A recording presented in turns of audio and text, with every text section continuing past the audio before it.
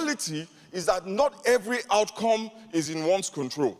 You can make effort, but you cannot always guarantee the outcome. You can get married, be intimate with your spouse, but you cannot guarantee that you will conceive. And if that does not happen, a lot of pressure falls on the couple, particularly in African immigrant communities in America. And when the gossip and the whispers start, they make it seem as if there's something wrong with you.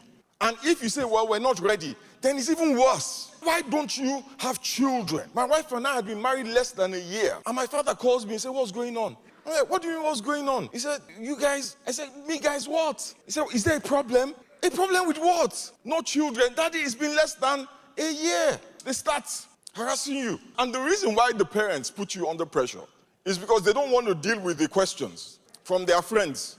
Mama Femi, is everything okay? Should we start praying?